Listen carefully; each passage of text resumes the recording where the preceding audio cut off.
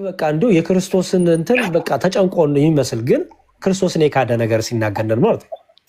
እነዚህም መናፍቃን እነዚህም ተሐድሶ ምንድነው ያደረጉት? ልክ ለክርስቶስ የተጨነቁ መስለው በቃ የማርያም መዝሙር ይቅር ለድንግል ማርያም ያለውን ጥላቻ ያላቸውን ጥላቻና ለቅዱሳን ያላቸውን ጥላቻ ለክርስቶስ የተቆረቆሩ በመምሰል በማሳየት እንደዚህ አይነት ተንኮልና ክፋት ቤተክርስቲያኑ ስላደረጉ ቤተክርስቲያን ደግሞ በትምህርቷ ማተደራደር ስለሆነች መከረች ዘከረች እምቢ ሲሏት ለየች ማለት ነው። ይኸው ዛሬ አንዴ ሲፈልጉ ተሐድሶ ይሆናሉ ነበጋሻው ሲፈልጉ ጴንጤ ይሆናሉ። የተወዘጋገበ ላይፍ ውስጥ ገብተዋል። ምክንያቱም ከመነሻውም በተንኮል የተጀመረ ነገር ስለነበር ማለት ነው። እና ይሄን ማለታቸውን አባታችን ለጌታ የቀኑ መስለው እንዲያው በቃ የጌታ መዝሙር ይብዛ እያሉ ግን ጥላቻ የቅዱሳኑን ጥላቻ የቤተክርስቲያናችንን ቀኑና ጥላቻ ሲያራምዱ የነበሩትን ያንን ለማሳየት ነው አባታችን ይሄን የተናገሩት። እና ምስክር ደግሞ አሉ ማለት ነው። እነማ እነበጋሻው እነትዝታውን የመሰለ ምስክር ደግሞ አለ። ከሃዲ ቤተክርስቲያኗን እንደው ቃና አድሳት አለ ምናምን የሚል እንደነጋይ ጽጌ በቃ መከራ የሚያወሉና ያንን ለማሳየት ነው። በተረፈ አባታችን ምን መሰሎት መዝሙር አሁን ምን እየሆነ ነው? ገጣሚዎቹ አያነቡም። አሁን ትልቁ ችግር እየሆነ ያለው አባታችን በድሮ ጊዜ መዝሙር የሚገጥሙ ሰዎች ኪዳን ያነባሉ። የኪዳን መጽሐፍ፣ ውዳሴ ማርያም፣ ሃይማኖተ አበው፣ መዝሙረ ዳዊት ብዙ ብዙ ብዙ ያነባሉ። በጣም ብዙ እና ግጥማቸው ሁሉ ኦርቶዶክሳዊ ሽታ ያለው ነው። ይሄ ዝም ብሎ የብሶት አይደለም ግጥማቸው። የአሁኖቹ ግን በቃ የሆድ የባሰው ሆነ። ለምን ማንበብ የለም እንዳየው። ጥቂት አንባቢያን አሉ። ጥቂት አንባቢያን ጎበዝ ደራሲያን አሉ።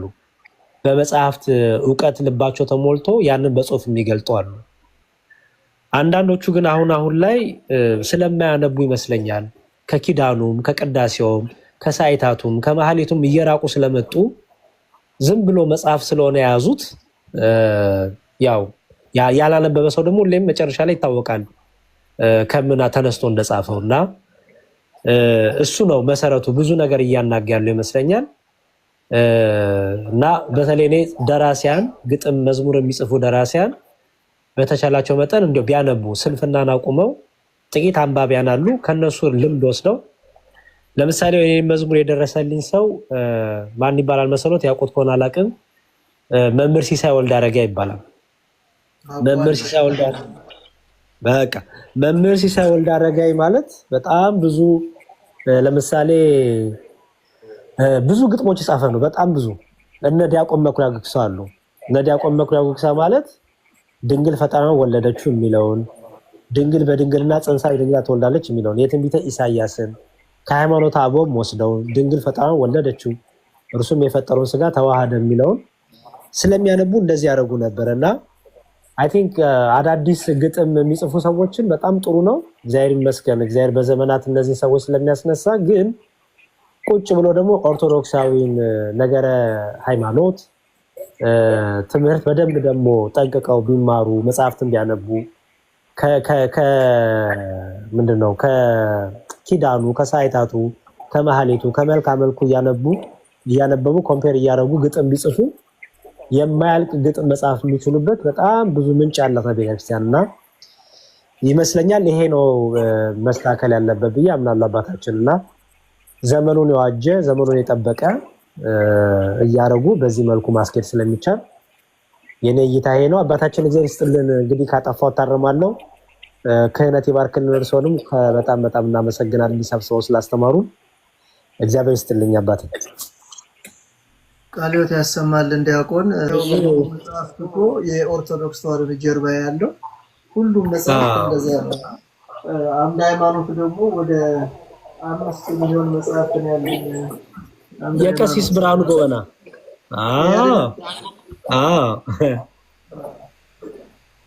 በቃ የቀሲስ ብርሃኑ ጎበና የድሮ ማለት ነው። ይሄም በጣም ቆንጆ መጽሐፍ ነው። ለብዙ ሰው ይጠቅማል ብዬ አምናለሁ። ብትጠቀሙበት በጣም መልካም ነው። ኦርቶዶክሳውያን ክርስቲያኖች ጴንጤዎችም ካላችሁ ተጠቀሙበት። ይሄም ቆንጆ መጽሐፍ ነው አባቴ። ነገረ ማርያም በጥንቷ ቤተክርስቲያን የሚለው በጣም ይሄም ቆንጆ መጽሐፍ ነው። በተለይ በጥንቷ ቤተክርስቲያን የነገረ ማርያም ትምህርት ምን ነበረ? ይሄው ላሳየት። ቆይ ኦኬ፣ ይሄው ድምዝዝ ያለ ነው አዘጋጅ ጌታቸው ዲቢቶ ይባላል። አዲስ አበባ 2006 ዓመተ ምህረት ይላል። መግቢያውን ላሳየት። እሺ መግቢያ ይላል። ያው መቅደሙ እዚህ ጋር ተቀምጧል። ከቨሩ ግን ይሆና ብዥ ያለ ነገር ነው። ሜቢ ከታየ አላቅም እንጂ ይሆና ቅድስት ማርያም በጥንቷ ቤተክርስቲያን ይላል። በጥንት ቤተክርስቲያንና በአበው ትምህርት ይላል። ነገረ ማርያም ይላል እና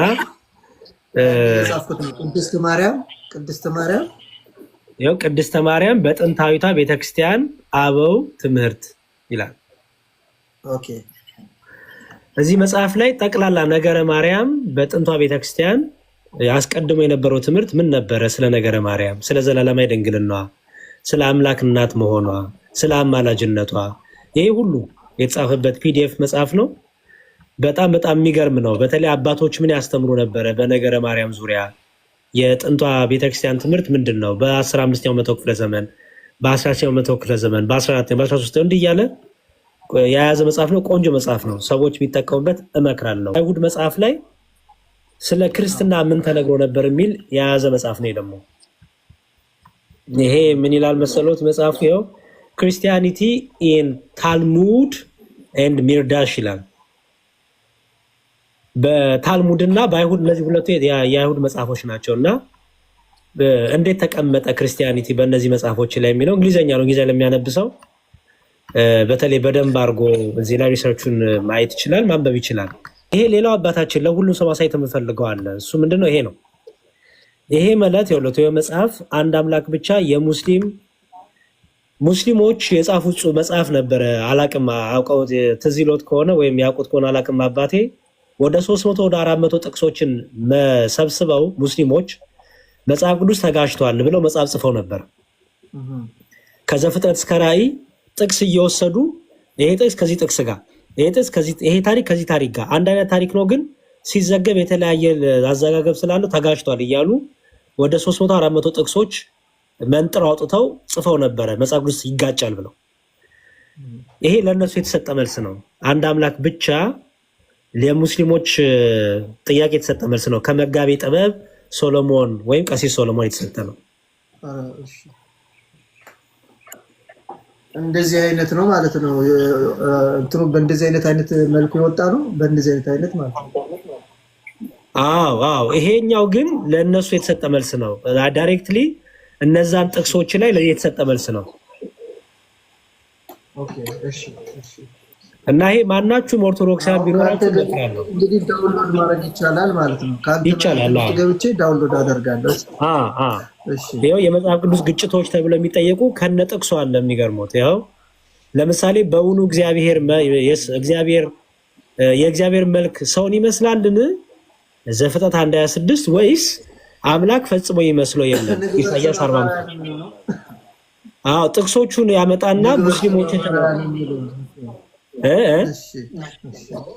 ንግበር ሰባ በአርአያነ ወበአምሳሌ ነው የሚለውን ነው። እሱን ይይዙና ሙስሊሞቹ ከዛ ትንቢተ ኢሳይያስ 40:25 ላይ ነው እግዚአብሔር ፈጽሞ የሚመስለው የለም የሚለውን ይዘው ይጋጫል ይላሉ ማለት ነው። ለዛ የተሰጠ እንደዚህ አይነት ነገሮች ተሰብስበው ሙስሊሞቹ ለዋቹት ውሸት የተሰጠ መልስ ነው። በጣም ቆንጆ መጽሐፍ ነው እና ከዘፍጥረት እስከ ከብሉይ ኪዳን እስከ አዲስ ኪዳን ላሉ ሁሉ ነው የተሰጠው። ለምሳሌ ወሎት እዚህ ጋር በኢየሩሳሌም ይላል አኪያስ በ22 ዓመቱ ነው የነገሰው ወይስ በ42 ዓመቱ ነው የነገሰው? ምክንያቱም ሁለተኛ ነገሥት 8:26 ላይ በ22 ዓመቱ ነገሰ ይላል። ሁለተኛ ዜና መዋዕል ምዕራፍ 2 ቁጥር 2 ላይ ደግሞ በ42 ዓመቱ ይላል። ሙስሊሞቹ ይሄን ምን ይላሉ? ይሄው ተጋጭቷል። ምክንያቱም ዜና ላይ 42 ይላል፣ ነገሥት ላይ ግን 22 ይላል እና ተጋጭቷል ይላሉ ማለት ነው። ለዚህ መልስ የተሰጠበት ነው እና ቆንጆ መጽሐፍ ነው። ለሁሉም አባቶች፣ ዲያቆናት፣ ምዕመናን ጭምር ብትይዙት በጣም በጣም ጥሩ ነው ብዬ እመክራለሁ።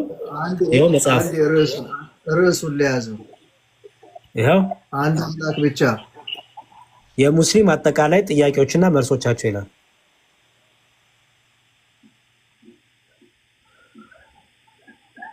እና መልሶቻቸው። ጸሐፊ መጋቤ ጥበብ ሶሎሞን ወይም ቀሲስ ሶሎሞን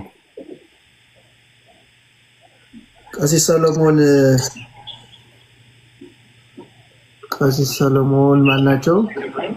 መጋቢ ጥበብ ቀሲስ ሶሎሞን ይላል። አዲስ አበባ ኢትዮጵያ በ2007 ታተመ ይላል። አቤል አባት። እሺ አሁን ቀጥታ የምንሄደው ወደ መምህር ግሩም ነው። እንግዲህ እርሳቸው የሚሉን የሚመክሩን ነገር ካለ ወደ እሳቸው ልምራችሁ። ደህና ይስጥልን። እንደምን ሰነበታችሁ አባታችን? እግዚአብሔር ይመስገን። ጠፍተዋል። እንዴት ነዎት? እግዚአብሔር ይመስገን። መምህር ግሩም እንዴት ነዎት? ተጠፋፋን ትንሽ ያው ስራ እየበዛ ብዙ ኮንቲኒየስ እንትን አልገባም። ለዛ ነው ሰላም ብያለሁ። ሰላም ለእርሱ ይሁን። ሰላም ለሁላችንም እግዚአብሔር ይመስገን። እንኳን ወርኃ ጽጌን አደረሳችሁ። እስጢፋኖስንም ዛሬ እስጢፋኖስ ነው። ምን እንኳን አብራ ደረሰን መምህር። አይ መልካም ጥሩ ነው። የርሶውንም እየሰማው ነው።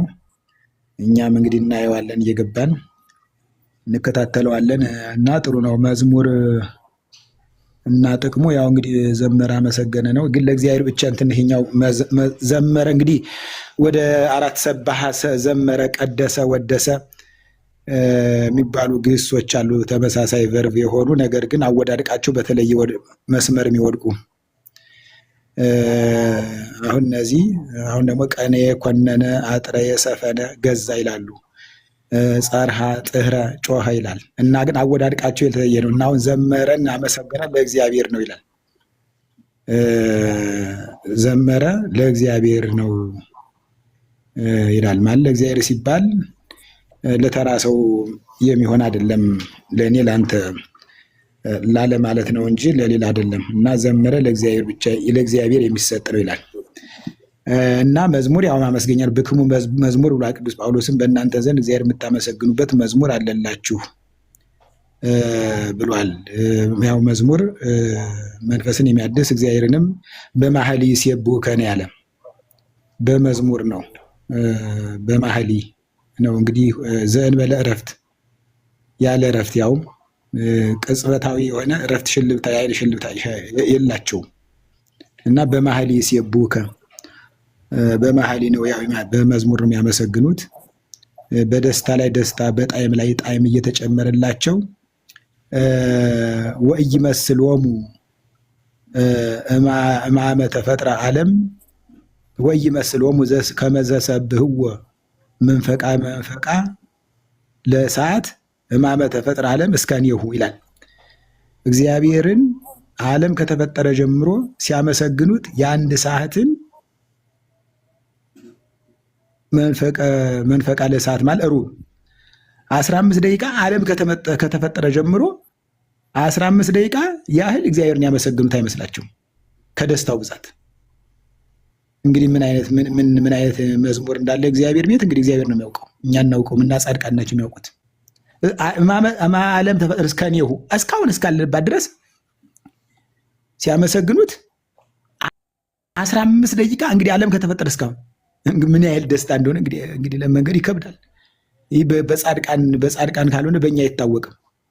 ዓለም ከተፈጠረ እስካሁን በመዝሙር እያመሰገኑት ያመሰገኑ አይመስላቸው ደግሞ አይመስላቸውም። አሁን 15 ደቂቃ እንኳን ያመሰገኑ አይመስላቸው እና ይህ ነገር በጣም እንግዲህ በመንፈስ ሆኖ ላየው ሰው በመንፈስ ቅዱስ ተውጦ ላየው ሰው ነው የሚገባው። የእመቤታችንን ምስጋና እኮ ሰዓታቱንም ምኑንም በደስታ የሚያመሰግን ፍቅሩ ሲገባው ነው። እንደ ዛሬው ዝም ብሎ እየተዘነጠለ ማንም ባለየው ሁሉ ፍቅረ እግዚአብሔር ይራቀው ሁሉ እመቤታችንን እንደሚተቸው ቅዱሳንን እንደሚተቸው ሳይሆን ወደ ጣዕመ ዓለም ውስጥ ሲገባ ያን ጊዜ ይታወቀዋል። ጣዕመ ዓለም አለዚያ ግን ውጭ ለውጭ ያው በኖ መቅረት ነው። የሚያበራይ ሰው ጤፍ የሚወቃ ሰው በአውድማ ውስጥ ሆኖ ካልወቃ ጤፉ ከገለባው አይለይም። በዝማሬ ውስጥ ገብቶም ያላየ ሰው የዝማሬን ጣዕመ መላእክትን መዓዛውን አያውቀውም ሙሉ ለሙሉ ባናውቀውና መዝሙር ሲባል አንዱ ትልቁ የእግዚአብሔር መገለጫው ነው። አዎ የእግዚአብሔር መገለጫው እንግዲህ የሚገርመኝ እኔ እዚህ ላይ አንድ ትርጓሜ መቼም እንዲያው አንዳንዴ ብዙም ያመጣው ጥቅስ የለም። እና ዓለም ከተፈጠረ ጀምሮ እስካሁን የአንድ ሰዓትን መንፈቃ ለሰዓት ማለት የአንድን ሰዓት መንፈቃ ማለት የግማሽ ግማሽ አያችሁ። አንድ ግማሽ ለምሳሌ አንድ እንጀራ ከሁለት መጀመሪያ ስናደርገው ግማሽ ነው። ከዚህ የዚያ ግማሽ ደግሞ ሩብ ማለት ነው። የዚያን ዓለም ከተፈጠረ እስካሁን ሲያመሰግኑት ያመሰገን ነው አይመስላቸው ከደስታው ብዛት። እና መዝሙር ጥሩ ነው። ነገር ግን ወደኛው ስንመጣ ግን አሁንም እንደተባለ ሁሉ የኛ ኢትዮጵያውያን መጽሐፍ ያሳተሙ ሰዎች ስንተቻቸው አይወዱም። በሞራል የመጣህብኝ ይላሉ። ይሄ እንደዚህ ነው ስንላቸው ይሄ የርዕስ አጣጣል እንደዚህ ነው፣ ከነዚህ ፊደል ማለፍ የለበትም፣ በጥያቄ መልክ አብዛኛውን አይቀርም ምን ስንል በቃ የኛ ለምንድን እንጃ ግን ፈረንጆች ስዎት አናሊሲስ የሚባል አለ። እንግዲህ እኛ ስንማር ስዎት አናሊሲስ ማለት ስዎት SWOT ማለት ነው። ስዎት አናሊሲስ ፈረንጆች ያደጉ ሀገሮች ያደጉበት ዴቨሎፕድ ካንትሪስ ማለት ነው። ስለዚህ CS ማለት ስትሬንግዝ ነው፣ W ዊክነስ ነው፣ ኦፖርቹኒቲ ነው፣ T ትሪት ነው። ስትሬንግዙን ሲነግሩት በዚያው እንዲቀጥል ይህ ጥሩ ነው በእውነት በርታ ይባላል። ያንን የበለጠ ዴቨሎፕ ያደርገዋል። ከዚያ ወደ ዊክነስ እዚህ ላይ ደግሞ ይቀራል። ይህቺ ትስተካከል፣ ይሄኛው የአረፍተ ነገር ስህተት አለው፣ ይሄኛው ሀረግ ነው አይጠቅስም እንጥልጥል ነው፣ ደግሞ ይሄኛው ተመሳሳይ ቨርብ ሆኖብሃል፣ ማሰሪያ አንቀጹ ወይም ደግሞ ግሱ በዝቶብሃል ሲባል ብሎ ጽፎ ያችን የሚያርም ማለት ዊክነስ። ኦፖርቹኒቲ ማለት ጎሉ ነው። ይህም አድርገው ምን ለማስገኘት ነው? ለነፍሴ ነው፣ ለስጋዬ ነው፣ ለራሴ ጥቅም ነው፣ ነውስ ደግሞ ሰዎችን ለማዳን ነው። ከዚያ ትሪት ደግሞ ስጋት። ለምሳሌ መንግስት ድርቅ ቢሆን ብሎ ሪዘርቭ እህል ያስቀምጣል በመጋዘን ላይ በመጋዘን ውስጥ ያስቀምጣል። ትሪት ነው ድርቅ ቢሆን የሆነ ተፈናቃይ ቢሆን ብሎ ማለት ነው። እና በዚህ ይጠቀማሉ ያደጉ ሰዎች ማለት ነው። እና ስለዚህ አሁን ከኛ አንዳንድ ዝም ብዬ ሳያቸው አሁን እኮ የሚገመግም ጠፍቶ ነው እቺ እንዲሞን ነበረባት። እንግዲህ አማረ ድምፅ ያላቸው ትልልቅ ሰዎች ስገምት አንዳንድ ቦታ ላሳይ እንዲያው ትንሽ ሊቃውንት ጉባኤ የሚባሉት ወይ ደግሞ ቅዱስ ቤተክርስቲያኑ ሲኖዶስ ሰይሞ ያስቀመጣቸው እንዲያው እያዩት አይደለም። እኔም አንዳንድ ቀን እዚያው እሄዳለሁ ጽፈና ብለውኝ ነበር። እንዲያው ይህን ሳይሆን ስለ መጻሕፍት ነው መዝሙሩ እንዲሁም አላሰውኝም እንዲጽፈና አለ ስህተት የምትለው ብለውኝ ነው። አሁን ሳልሄድ ቀረው እንደ እግዚአብሔር ፈቃድ በቅርብ ጊዜ እሄዳለሁ። እና አንዳንድ ነገሮች መዝሙሩ ቢታይ ለበላይ አካል ብንሰጥ ምን ችግር አለ? ምክንያቱም ሰው ፍጹም አይደለም። እያንዳንዱ ጠቅላይ ሚኒስትር በሄዳችሁበት ሀገር ለምንድነው አማካሪ ያለው? ሙሉ አይደለሁም ያስፈልገኛል ሲል ነው አይደል? እያንዳንዱ አማካሪ አለው። እኔ ሙሉ አይደለሁኝም እና ከእኔ የቀረውን ታስተካክሉኛላችሁ ለማለት ነው። እና የበላዮቻችን ብናስፈትሽ በጣም ምርጥ ይሆናል። ዴቨሎፕድ እየሆነ ሞራል እየተሰማው ምን እያለ በቃ እውቅና እያገኘ የበለጠ ጨምር እያሉ በዚያ በትንሽ ባቀረባት እንደገና ሌላ ለምን ሞራል የሚባላል ደስ በጣም ጥሩ ነው ሲባል ደግሞ አይተው ደግሞ የተመሰከረለት ደግሞ ሁልጊዜ ደስተኛ ነው አይደል? የተመሰከረበት ሳይሆን የተመሰከረለት ተመስክሮ ሲወጣለት በጣም እንዴት ደስ ይላል መሰላችሁ። እና መዝሙረ ያሬድም ያው እንግዲህ ከያሬድ ጋር እንትንም የተያያዘ ነው። ስምህም እንቀጥላለን እና ደስ ይለናል፣ እናዳምጠዋለን። መዝሙሩ ግን እንደተባለ ሁሉ የእርሶን ባላውቅም ከየሌሎችን ግን ሳይ አሁን በግዕዙ እንትን የለውም። እንግዲህ ምናልባት ቅኔው ከአማርኛው ጋር ላይገናኝ ይችላል እንጂ በቅኔ ተመሳሳይ አስረጅ የሚባል አለ። አንድ አረፍተ ነገር ከተሰራ በኋላ ሁለተኛ አረፍተ ነገር በቨርብ ተመሳሳይ ቨርብ አያስርም። ለምሳሌ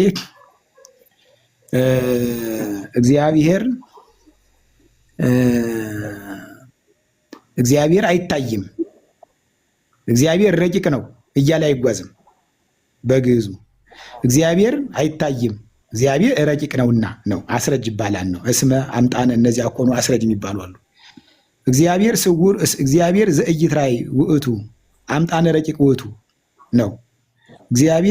እግዚአብሔር ህቡ አይታይም ለምን አስረጅ የሚባላል ረቂቅ ነውና ወይም ደግሞ ረቂቅ ስለሆነ። አሁን በአማርኛው ግን ዝም ብሎ እግዚአብሔር ረቂቅ ነው፣ እግዚአብሔር ስውር ነው፣ እግዚአብሔር ኃያል ነው፣ እግዚአብሔር ቅዱስ ነው።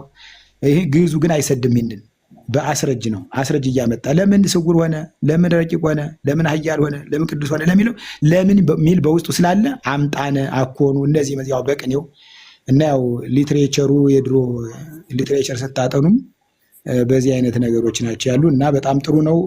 ይሄ ራሱ አንድ ለህዝብ አስተዋጽኦ ማድረግ ይሄ ነው። ሰው ያለውን የወረወረ ፈሪ አይባልም ነው ይባለው።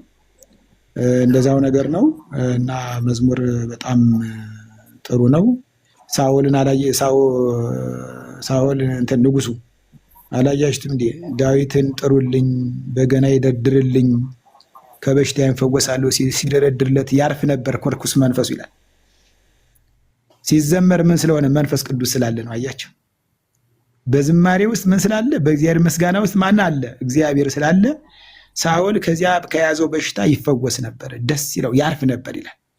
ዳዊት በገና ሲደረድርለት ርኩስ መንፈስ ለቆት ርኩስ መንፈስ ራሱ አይወድም ማለት ነው ዝማሬ። ለዚህ ነው ማህሌት ደሩ የምትችሉ በምትችሉት የማትችሉ ደግሞ እልልታ አንድ ራሱ ዋጋ ስላለው እንግዲህ በአምጣነ ይክሉ ወሀቦሙ ነው እንደየችሎታቸው ሰጣቸው ነው የሚዘምረው መዘመር፣ ከበሮ የሚመታው ከበሮ፣ ጸናጽል በጸናጽሉ፣ ሌላው ደግሞ እልልልል በማለት ይሄ ራሱ አንድ በአምጣነ ይክሉ ነው እንደየችሎታቸው ሰጣቸው። ቦዘ ወሀቦ አምስተ መክሊተ 5 የሰጠው አለ። ወቦዘ ወሀቦ ክሌተ መክሊተ ወቦዘ ወሀቦ በቃ 1 መክሊት የሰጠው አለ እንደየመጠናቸው። ይሄ ምንድነው ሲተረጎም በቃለ እግዚአብሔርም እንደየችሎታው ተኝቶ ማደር ነው መጥፎ እንጂ እንደየችሎታው። ስለዚህ ዝማሬም ራሱ ይህንን መዝሙር ዘምሮ ምን ብሎ ለህዝብ ማስፋፋት ለህዝብ ማዳረስ ጥሩ ነገር ነው። በጣም ጥሩ ነገር ነው። ደስ ይላል።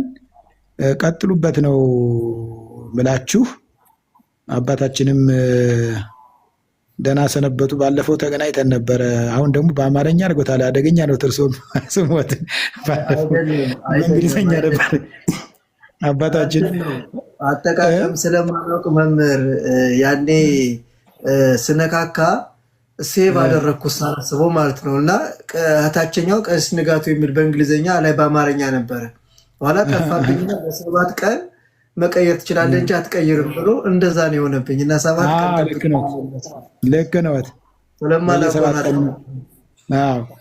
እና ደስ ይላል። መዝሙር ያሬድ እኔ መዝሙር ያሬድን አሁን መዝሙሩን ወደፊት የምሰማ ሁኜ እኔ በእንትኑ ነው ማደንቅ። ውዳሴ ከንቱ ያደርግባቸው።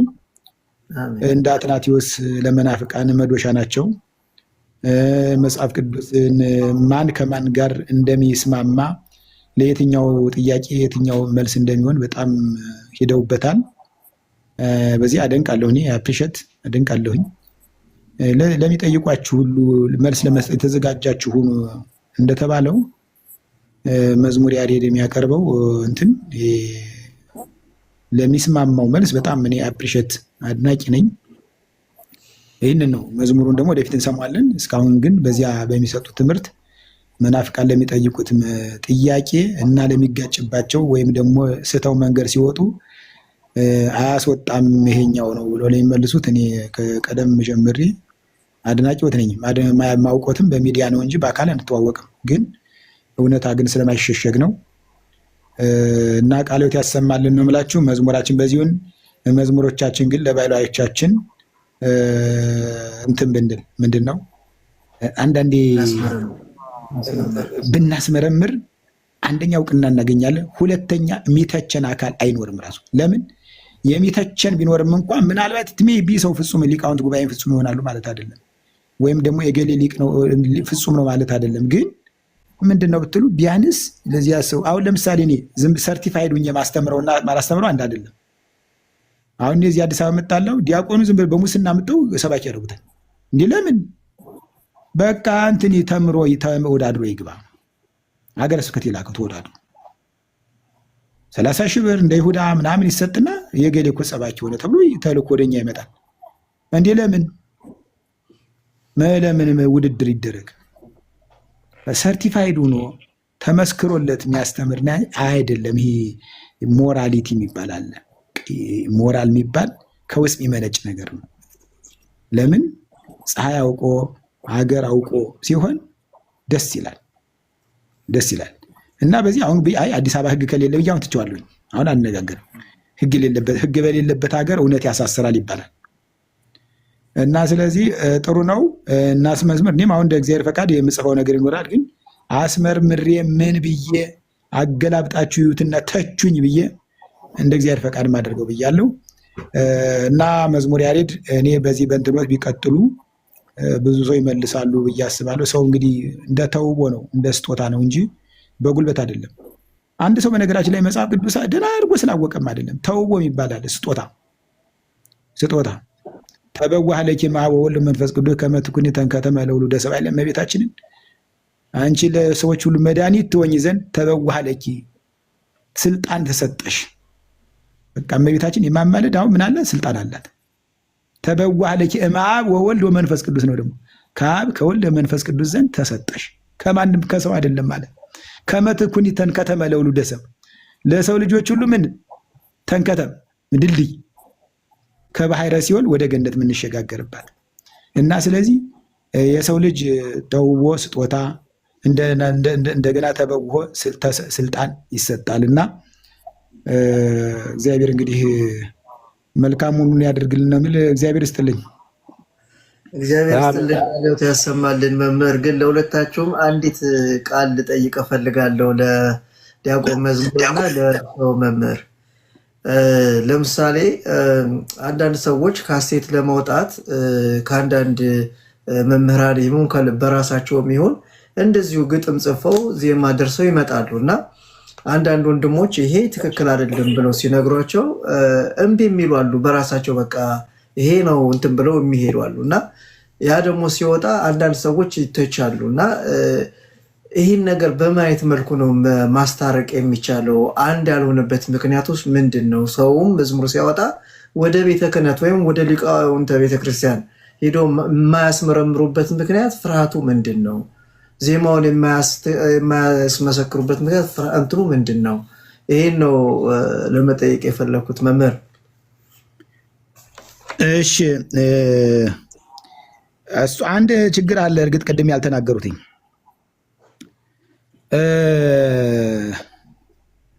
ምን ማድረግ እንደሚቻል እንዲሁ ከባድ ነገር ነው። ወደዚያ ሲሄዱ ምቀኛ ሰውም አለ እንዳይወጣለት መዝሙሩ እንዳይታይለት አሉ። በእግዚአብሔር ቤት ተቀምጠው ሌላ ሐሳብ ወይም ታድሶ ምንም እንዳይታወቅም እንደ እግዚአብሔር ነው የሚያውቀው። ሚዲያ ላይ እንዳይታይ የሚፈልጉ ሰዎች አሉ። አይ ነው ዘም ስለማውቃቸው ነው እንዴ። የግዕዝ መምህርት ሆና እኮ ሳይተላለፍላት የቀረች ማውቃታለች። ኢኦቲሲ ላይ እንዳይተላለፍላት ተደርጎ እሱ ስለማያውቅ ስራ አስኪያጅነቱን የያዘው የኢኦቲሲን ከዚህ በፊት እሱ ግዕዝ ስለማያውቅ እንዲያው ቢናገር ሆድ ባዶ ይቀራል አይነት ነገር ሆኖብኝ ነው እንጂ ምቀኞችም አሉ። አንድ ሰው መዝሙር አውጥቼ ነው ቢልም ይሄን እንደዚህ ይሄን እያለ እያጣጣለ ባዶ እንዲቀር የሚያደርግ ይኖራል። ደናው ከምር የቤተክርስቲያን ልጅ ነው። ከምር ችንችን ያስተካከል። ይሄን ደግሞ ጥሩ ነው ቀጥልበት ልበል ሳይሆን ዲስካሬጅ ሙሉ ለሙሉ የፈሪሳውያን የአይሁድ ወገኖች ከኛ ቤተክርስቲያን ውስጥ አሉ። የሰውን ደስታ የሚነጥቁ የሰዎችን አይምሮ ኢሞራል የሚያደርጉ ዲሞራላይዝ የሚያደርጉ እና ያም ተጽዕኖ ስላለ ጭምር የሚፈሩ። እኔ አሁን አንድ ሰው መጽሐፍ የተመረቀ ነበር፣ እኔ ሰብሳቢ ነበርኩኝ። አስመርምረው በቃ ለምን የነሱን ስለሚያውቃቸው እና እንዲህ ያሉ ኢሞራል የሚያደርጓቸው በማሳደግ ቦታ አይዟችሁ ቀጥሉበት በማለት ፋንታ ሌላ ስለሚነገር ያንን ስለሚያስቡ ጥለው ይሄዳሉ። በቃ የነሱን ፊት ማን ያያል ብለው የነሱ ደጅ ማን ይጸና ብለው ላይውላቸውም ይችላል። ደግሞ አንዳንዴ ዝም ብሎ ተቀምጠው ቆንጭ ሊል ይችላል። ቶሎ ብለው ጊዜ ሳይሰጧቸው ማለት ቁም ነገር ሰጥተው ሳይውላቸው በዚያው ደግሞ ችግር ገጥሟቸው ደግሞ በዚያ ደግሞ እንዲህ ማን ይጸናል ብለው በራሳቸው ጊዜ ሊያዋጡ ይችላሉ። ግን ከላይም እስከታችም ያለን ግን አንድ አይነት ብንሆን በትክክለኛ ምንደኛ ካልሆንን ጸረ ቤተክርስቲያን ካልሆንን አስመሳዮች ካልሆንን ሮብ ዓርብ ጾሙ ብለን 5 ሰዓት ሆቴል ምንገኝ ሰዎች ካልሆንን ጉቦን እየተጸየፍን ሀገረ ስብከት ሄደን ሙስና መንከፍል ካልሆንን ዝሙትን እየተጸየፍን ማታ ተሰውረን ሴት ይዘን የምንጓዝ ካልሆንን እውነተኛ ሰዎች ካልሆንን ቀላል ነበር ነገሩ። ልጆችም ይቀርቡ ነበር። ማንም ይቀርባል፣ ማንም ሰው ይቀርባል። እና አንዳንድ ተጽዕኖች አሉ እዚህ ላይም። ግን አንዳንዶች ደግሞ አሁን ወደ ዘማሪዎችና ወደ መምህራን መጽሐፍን ወደሚሎች ሰዎች ደግሞ ስንመጣ ደግሞ እንደገና ደግሞ አቅማቸው ዝቅተኛ መሆኑ ሲያውቁት ደግሞ ይህማ ከተተቸ ላይታተምልኝ ይችላል፣ ይህማ ከተተቸ ወይም ደግሞ ሊቃውንት ጉባኤ ካዩትማ ፈጽሞ ላይወጣ ይችላል፣ ስለዚህ እንደፈለገኝ ይዘህ ላድርገው ብለው ደግሞ የተበላሸ ደግሞ የሚወጡ አሉ። ፍርሃትም አለ። የትኛው ፍርሃት? ከእውቀት ማነስ። ሌላው ደግሞ እውቀት እያላቸው ከነሱ ጋር ሌላ ጭቅጭቅ ገባለሁኝ፣ ያናድዱኛል፣ በስራዬ ላይ እንቅፋት ይፈጥራሉ ብለው ደግሞ ፈርቶም ይቀራል። በእውነት አይነት ነው ፍርሃቱ። አንደኛ እንዳልኳችሁ ከላይ ጥሩ ሪስፖንስ የለም፣ በጊዜው አይታይላቸውም። ሁለተኛው ደግሞ በአቅሙ በራሱ አቅም ጉድለት ባሳያቸው ትችቱ ይበዛል። ለሚጠይቁኝ መልስ አጥጋቢ መልስ ለሚጠይቁ ጥያቄ አጥጋቢ መልስ አልመልስላቸውም። ስለዚህ እንደተዳፈነ እንዲሁ ዝም ብዬ ላውጣው ብሎ መሄድም አለ። ያው እንግዲህ 4 ኪሎ ማናገማ ያገናኘን ነገር የለም፣ ማንሰማው ነገር የለም። ስለዚህ በዚህ አይነቱ ነው። ስለዚህ እኔ የምመክረው ከላይ ያሉትም ለልጆቻቸው ጊዜ ቢሰጡ፣ ለልጆቻቸው ማለት ለቤተክርስቲያኒቱ ማለት ነው፣ ጊዜ ቢሰጡ እንዲዋረዱ ሳይሆን እንዲያድጉ ቢያደርጓቸው፣ አይምሯቸውን መንካት ሳይሆን አይምሯቸው የበለጠ በጣም ጥሩ ነው። ቅኔ ቤት እኮ ስንማር ሄድ ወራዳ እንዴት አድርገን ያመጣው አንባልም። ጥሩ ነው። እችን ላይ እችን እንዲች አድርጋት፣ እቺ መደቧ ተበላሽታለች፣ እቺ ደግሞ ዜማ ልኳ እንደች ናት፣ ይሄ ደግሞ ተጣይ ነው፣ የተነሽ ነው፣ የሰያፍ ነው፣ እንደዚህ ነው እየተባለ ነው እንጂ መምህሩ እኮ ወራዳ ታባ ያመጣው ብለውን አንድ ቀን ተሳስተው ብለም አያውቁ። አንድ አፋቸው እንኳን ተሳስቶ ያ እንግዲህ ቅኔ በጣም ኃይለኛ ምርምር የሚፈልግ ነው፣ ፍልስፍና ነው። በዚያ ላይ እንኳን ራሱ ከታባ ያመጣው አይባልም። ስለዚህ እቺ እንደዚህ ብታደርግ ቢባል በጣም ሁሉ ዴቨሎፕ ልጆች የቤተክርስቲያን ፍቅርም ስለሚያደርባቸው መናፍቃንም እየቀነሱ ይላሉ። ሌላው ደግሞ ለዚህ ለእንትኖች ለምንድን ነው ለአሳታሚዎች ለመምህራን መጽሐፍ ለምታሳትሙ መዝሙር ለምታዋጡ ደግሞ ያበጣ ይፈንዳ ይታይ። ምክንያቱም እኔን ያሳድገኛል እንጂ ምንድነው የእውነት ብትር ምንድነው ትቀጥናለች አትሰበርም አይደል? ቀጥኖ ንጹህ ሆኖ ከመውጣት ይቻላል። ወፍሮ ቁስለኛ ከመሆን ቀጥኖ ንጹህ እንደ ወርቅ ነጥሮ መውጣት በቃ ያ ነው። ቀላል ነው። ማስፈተሹ በጣም ጥሩ ነው። አንደኛ ምን ለማለት ያስደፍራል? በኢትዮጵያ ኦርቶዶክስ ተዋሕዶ ቤተክርስቲያን የታተመ እንደዚህ የተባለ ሲባል ሙሉ ውክልና አለ። አሁን ግን ዝም ብሎ ሌላው የቤተክርስቲያን ልጅ ነኝ ብሎ በኢትዮጵያ ኦርቶዶክስ እያለ ያወጣል። መናፍቁም በዚያው ልክ እንዲሸጥለት አልበሙ ምን ይላል? የኢትዮጵያ ኦርቶዶክስ ይላል። ግን ማንም የኢትዮጵያ ሰርቲፋይድ ግን አላደረገውም። ሰርቲፋይድ ሳይሆኑ እንደዚያ የሚሏል ቢሆን በጣም ጥሩ ነው። የቤተክርስቲያን እውቅና ይሰጣል። ለዘማሪውም ለመጽሐፍ አሳታሚውም ደራሲውም ምን ይሆናል? እውቅና ያገኛል። እገሌ ኋላ እንዲሁም ለሪሰርችም ለዋቢ መጻሕፍትም እገሌ እንደጻፈው ይባላል። ለምን? እውቅና አግኝቷል። እገሌ እንደጻፈው በዓሉ ግርማ እንደጻፉት አባይ እገሌ እንደጻፉት እገሌ እንደጻፉት ተብሎ ሪፈረንስ ወይም ደግሞ ዋቢ መጻሕፍት ተደርጎ ይወሰዳል ማለት ለምን? እውቅና ሲያገኝ ማለት ነው። እውቅና ሲያገኝ ይህን ብዬ ላለው እንግዲህ ወደ አባታችን መለሳለሁ። ቃልዮት ያሰማልን፣ ቃልዮት ያሰማልን። መምህር የአገልግሎት ዘመኑን ይባርክልን፣ ይቀድስልን፣ እግዚአብሔር ይስጥልን። መዝሙረ ያሬድ ዲያቆን የምትለው ካለ ወደ አንተ ልመለስ። እሺ፣ እግዚአብሔር ይስጥልን። ቲንክ መምህር ግሩም በደንብ ሁሉ ነገር አስቀምጠውታል። የራሴን ልምድ ግን ልናገር። እኔ ቅድም ለተናገርኩት 3 ዓመት ፈጅቶብኛል መዝሙሬን ለማውጣት። 3 ዓመት የፈጀበት ምክንያት እርማት ነው። እርማት ቅድም እንዳሉት መምህር ግሩም ቀጥኖ ጥሩ ነገር ቢወጣ ይሻላል ወፍሮ ቁስለኛ ከሚሆን ያሉት ነገር በጣም እስማማለሁ። 3 ዓመት የፈጀበት ምክንያት እርማት ነው። በቃ ከአንዱ ሊቃውንት ወደ አንዱ ሊቃውንት፣ ከብሉይ ኪዳን መምህራን ወደ አዲስ ኪዳን መምህራን እንዲህ እየተባለ በጣም ብዙ ስላለፈ ነው እና አንዱ ጋር አንድ ነገር ሲገኝ አንዱ ጋር ደግሞ ዜማ ይስተካከል፣ አንዱ ጋር ደግሞ ቃላቱ ይስተካከል ሲባል ከዚህ ትምህርት ከዚህ አንጻር ሲባል ብቻ በጣም ብዙ ታሽቶ የወጣ ነውና እኔ ደስተኛ ነኝ። ምንም ያስቸኩለኝ ነገር የለም። አላማዬ መዝሙሩ ቤተክርስቲያናዊ ይሁንልኝ ነው። አሁን አባታችን ትልቁ ችግር አሁን ላይ መዝሙር እንደ የሚወጣበትም ዝም ብሎ በቃ ለታይታ ለገይ ማሰባሰቢያም ዝም ብሎ በቃ አይነትም ነገር ሆኗል። አሁን ደግሞ አውቶ ቲዩኒንግ ስላለ ይሄ ቴክኖሎጂው ስላለ መክሊት ያለውም የሌለውም ሰው በቃ ወጥቶ በቴክኖሎጂ እየተደገፈ አውደ ምሕረት ላይ እንኳን የማይሆን ድምጽ ነው የምንሰማ ያለ ነው። ምክንያቱም ስቱዲዮስ በቴክኖሎጂ ስለሚወጣ ማለት ነው። ያ ብዙዎችን እንትን እያደረገ ነው፣ በቃ እያደከመም ነው። አገልግሎቱንም ትልቅ ቦታ እንዳይሰጠው እንደውም እያደረገ ይመስለኛልና አንደኛ ይሄ ነው።